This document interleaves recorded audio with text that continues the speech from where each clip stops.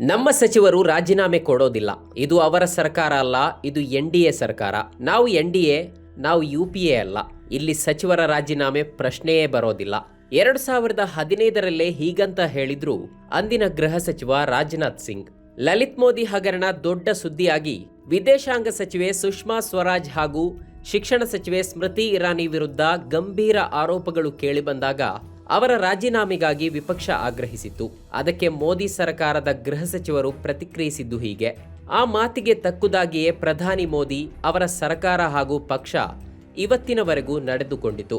2018ರಲ್ಲಿ me too ಆಂದೋಲನದ ಹೊತ್ತಲ್ಲಿ ಲೈಂಗಿಕ ಕಿರುಕುಳದ ಆರೋಪ ಎದುರಾದಾಗ ಅಂದಿನ ಸಹಾಯಕ ವಿದೇಶಾಂಗ ಸಚಿವ MJ ಅಕ್ಬರ್ ತಾನಾಗಿಯೇ ರಾಜೀನಾಮೆ ಕೊಟ್ಟಿದ್ದು ಬಿಟ್ರೆ ಈವರೆಗೆ ಮೋದಿ ಸರ್ಕಾರದ ಯಾವುದೇ ಸಚಿವ ಸಂಪುಟ ಆರೋಪಗಳಿಗಾಗಿ ರಾಜೀನಾಮೆ ಕೊಟ್ಟಿದ್ದು ಇಲ್ವೇ ಇಲ್ಲ. MJ ಅಕ್ಬರ್ ಸಹಾಯಕ ಸಚಿವರಾಗಿದ್ದರು, ಕ್ಯಾಬಿನೆಟ್ ಸಚಿವರಲ್ಲ. ಹಾಗಂತ ಮೋದಿ ಸರ್ಕಾರದ ವಿರುದ್ಧ, ಅದರ ಸಚಿವರ ವಿರುದ್ಧ ಆರೋಪಗಳೇನು ಕಡಿಮೆ ಬಂದಿರಲಿಲ್ಲ. ಎಂತೆಂತಹ ಗಂಭೀರ ಆರೋಪಗಳು ಎದುರಾದವು, ಎಷ್ಟು ದೊಡ್ಡ ಭ್ರಷ್ಟಾಚಾರದ ಆರೋಪಗಳು ಬಂದವು. ಲಲಿತ್ ಮೋದಿ ಹಗರಣದಲ್ಲಿ ಸುಷ್ಮಾ ಸ್ವರಾಜ್, ಸ್ಮೃತಿ ಇರಾನಿ ವಿರುದ್ಧ ಆರೋಪ ಬಂತು. ಕೋವಿಡ್ ಸಂದರ್ಭದಲ್ಲಿ ಸರ್ಕಾರದ ತೀವ್ರ ವೈಫಲ್ಯದಿಂದಾಗಿ ಆರೋಗ್ಯ ಸಚಿವ ಡಾಕ್ಟರ್ ಹರ್ಷವರ್ಧನ್ ರಾಜೀನಾಮೆಗೆ ಆಗ್ರಹ ಬಂತು. ಕುಸ್ತಿಪಟುಗಳ ಮೇಲಿನ ಲೈಂಗಿಕ ಕಿರುಕುಳ ಪ್ರಕರಣದಲ್ಲಿ ಕ್ರೀಡಾ ಸಚಿವ ಅನುರಾಗ್ ಠಾಕೂರ್ ರಾಜೀನಾಮೆಗೆ ಆಗ್ರಹ ಬಂತು. 3 ಹೊಸ ಕೃಷಿ ಕಾನೂನುಗಳ ವಿರುದ್ಧದ ಆಂದೋಲನದಲ್ಲಿ ಕೃಷಿ ಸಚಿವ ನರೇಂದ್ರ ಸಿಂಗ್ ತೋಮರ್ ರಾಜೀನಾಮೆಗೆ ಆಗ್ರಹ ಬಂತು. ರಫೇಲ್ ಜೆಟ್ ಹಗರಣದ ಆರೋಪದಲ್ಲಿ ಪ್ರಧಾನಿ ಮೋದಿ ಹಾಗೂ ರಕ್ಷಣಾ ಸಚಿವರ ರಾಜೀನಾಮೆಗೆ ಭಾರಿ ಒತ್ತಡ ಬಂತು. ವಿಜಯ್ ಮಲ್ಯ ವಂಚನೆ ಪ್ರಕರಣದಲ್ಲಿ ವಿತ್ತ ಸಚಿವ ಅರುಣ್ ಜೇಟ್ಲಿ ವಿರುದ್ಧ ಆರೋಪ ಬಂತು. ಆರ್ಥಿಕ ಕುಸಿತದ ಕಾರಣಕ್ಕೆ ವಿತ್ತ ಸಚಿವೆ ನಿರ್ಮಲಾ ಸೀತಾರಾಮನ್ ರಾಜೀನಾಮೆಗೆ ಆಗ್ರಹ ಬಂದಿದ್ದಕ್ಕೆ ಲೆಕ್ಕವೇ ಇಲ್ಲ. ಪುಲ್ವಾಮಾ ಭಯೋತ್ಪಾದಕ ದಾಳಿ ಸಂದರ್ಭದಲ್ಲೂ ರಾಜೀನಾಮೆ ಆಗ್ರಹ ಇತ್ತು. ಪೆಹಲ್ಗಾಮ್ ಭಯೋತ್ಪಾದಕ ದಾಳಿ ನಡೆದಾಗಲೂ ಗೃಹ ಸಚಿವರ ರಾಜೀನಾಮೆಗೆ ವಿಪಕ್ಷ ಒತ್ತಾಯಿಸಿತ್ತು. 3 ಕೃಷಿ ಕಾನೂನುಗಳ ವಿರುದ್ಧ ರೈತರು ವರ್ಷಕ್ಕೂ ಹೆಚ್ಚು ಕಾಲ ಆಂದೋಲನ ನಡೆಸಿದಾಗ ಮೋದಿ ಸರ್ಕಾರಕ್ಕೆ ಸಂಚಕಾರ ಬರಲಿದೆ ಎಂದು ಊಹಿಸಲಾಗಿತ್ತು. ಆದರೆ ಹಾಗೇನೂ ಆಗಲಿಲ್ಲ. ಹರ್ಸಿಮ್ರತ್ ಕೌರ್ ರೈತರಿಗೆ ಬೆಂಬಲ ಸೂಚಿಸಿ ಸ್ವತಃ ರಾಜೀನಾಮೆ ನೀಡಿದ್ರು ಅಷ್ಟೇ. ಕೊನೆಗೆ ಮೋದಿ ಸರ್ಕಾರ ಆ 3 ಕಾನೂನುಗಳನ್ನು ವಾಪಸ್ ಪಡೆಯುವುದಾಗಿ ಘೋಷಿಸಿತು.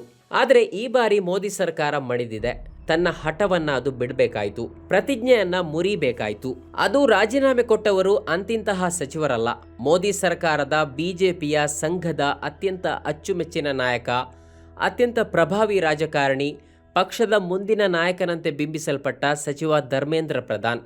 ಅದಕ್ಕಾಗಿಯೇ ಶನಿವಾರ ಬೆಳಿಗ್ಗೆಯೂ ಮಡಿಲ ಮೀಡಿಯಾಗಳಲ್ಲಿ ಒಂದೇ ರಾಗವಿತ್ತು. ಮೋದಿ ಸರ್ಕಾರ ಏನ್ ಬೇಕಾದರೂ ಮಾಡಲಿದೆ, ಆದರೆ ಧರ್ಮೇಂದ್ರ ಪ್ರಧಾನ್ ರಾಜೀನಾಮೆಯ ಪ್ರಶ್ನೆಯೇ ಇಲ್ಲ. ಧರ್ಮೇಂದ್ರ ಪ್ರಧಾನ್ ರಾಜೀನಾಮೆ ಕೊಡೋದು ಅಂದ್ರೆ ಮೋದಿ ಸೋಲು ಒಪ್ಪಿಕೊಂಡ ಹಾಗೆ. ಹಾಗಾಗಿ ಪ್ರಧಾನ್ ರಾಜೀನಾಮೆ ಕೊಡುವ ಪ್ರಮೇಯವೇ ಉದ್ಭವಿಸಲ್ಲ. ಹಾಗಂತಲೇ ಶನಿವಾರ ಮಧ್ಯಾಹ್ನದವರೆಗೂ ಪ್ರಚಾರವಿತ್ತು. ಆದರೆ ಈ ಭಯ ಬಿಟ್ಟ ಜೆನ್ಜಿಯ ಹಠ, ಅದರ ಛಲ, ಅದರ ನಿರ್ಭೀತ ನಡೆ, ಅದರ ಕೆಚ್ಚು ಹಾಗೂ ಕೊನೆಗಳಿಗೆಯಲ್ಲಿ ಅದಕ್ಕೆ ಸೇರಿಕೊಂಡ ವಿಪಕ್ಷ ನಾಯಕ ರಾಹುಲ್ ಗಾಂಧಿ ಅವರ ರಾಜಕೀಯ ಶಕ್ತಿ ಎಲ್ಲವನ್ನೂ ಬದಲಾಯಿಸಿಬಿಟ್ಟಿತು. ಪೊಲೀಸರ ಲಾಠಿಗೆ, ಅಶ್ರುವಾಯಿಗೆ ಬಗ್ಗದ, ಜಗ್ಗದ, ಅಂಜದ ಯುವಜನರೆದುರು ಮೋದಿ ಸರ್ಕಾರ ಸಂಪೂರ್ಣ ಅಸಹಾಯಕವಾಗಿದೆ.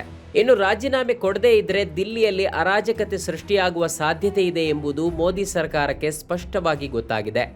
ಹಠಕಟ್ಟಿ ಕೂತ್ರೆ ಕೆಲಸ ಕೆಡುತ್ತೆ, ಪರಿಸ್ಥಿತಿ ನಿಯಂತ್ರಣ ಮೀರಿ ಹೋಗುತ್ತೆ ಎಂಬುದು ಸರ್ಕಾರಕ್ಕೆ ಅಂದಾಜಾಗಿದೆ. ಸೋನಂ ವಾಂಗ್ಚುಕ್ರನ್ನ ಒಪ್ಪಿಸಿ ಉಪವಾಸ ಬಿಡಿಸಿದ್ರೂ ಯುವಜನರು ಮನೆಗೆ ಹೋಗೋದಿಲ್ಲ ಎಂಬುದು ಖಚಿತವಾಗಿದೆ. ಹಾಗಾಗಿ ಅನಿವಾರ್ಯವಾಗಿ ಧರ್ಮೇಂದ್ರ ಪ್ರಧಾನ್ರನ್ನ ನೀವಿನ್ನು ಮನೆಗೆ ಹೊರಡಿ ಎಂದು ಹೇಳಲಾಗಿದೆ. ಅಂದರೆ ವಿಷಯ ಸ್ಪಷ್ಟ. ಎಂತಹ ಹಠಮಾರಿ ಸರ್ವಾಧಿಕಾರಿ ಸರ್ಕಾರವನ್ನು ಜನರ ಮಾತು ಕೇಳುವಂತೆ ಮಾಡಬಹುದು, ಹಾಗೆ ಮಾಡುವವರು ಬೇಕು ಅಷ್ಟೇ. ಈ ಬಾರಿ ಅದು ದೇಶದ ಯುವಜನರಿಂದ ಸಾಧ್ಯವಾಗಿದೆ. ವೃದ್ಧರಿಂದ, ಬುದ್ಧಿಜೀವಿಗಳಿಂದ, ಅನುಭವಿಗಳಿಂದ ಆಗದ್ದನ್ನ ಜೆನ್ಜಿ ಮಾಡಿ ತೋರಿಸಿದೆ. ನಮ್ಮ ಕಾರ್ಯಕ್ರಮಗಳನ್ನ ನೀವು ನೋಡ್ತಾ ಇದ್ರೆ ನಮ್ಮ ಚಾನೆಲ್ ಅನ್ನ ಸಬ್ಸ್ಕ್ರೈಬ್ ಮಾಡಿ, ಪಕ್ಕದ ಬೆಲ್ ಐಕಾನ್ ಒತ್ತಿ ನಮ್ಮನ್ನ ಬೆಂಬಲಿಸಿ. ಹಾಗೆ ನಮ್ಮ ಕಾರ್ಯಕ್ರಮಗಳನ್ನ ಲೈಕ್ ಮಾಡಿ, ಕಮೆಂಟ್ ಮಾಡಿ, ಅದನ್ನ ಬೇರೆಯವರಿಗೂ ವಾಟ್ಸ್ಆಪ್ ಮೂಲಕ ಶೇರ್ ಮಾಡಿ. ನೀವು ಹೀಗೆ ಮಾಡಿದಾಗ ನಮ್ಮ ಚಾನೆಲ್ ಮತ್ತಷ್ಟು ಜನರಿಗೆ ತಲುಪಲು ನೀವು ನಮ್ಮೊಂದಿಗೆ ಸಹಕರಿಸಿದ ಹಾಗಾಗುತ್ತೆ. ಇದು ನೀವು ಯಾವುದೇ ಖರ್ಚಿಲ್ಲದೆ ಕೆಲವೇ ಸೆಕೆಂಡುಗಳಲ್ಲಿ ನೀಡಬಹುದಾದ ಸಹಕಾರ. ಧನ್ಯವಾದಗಳು.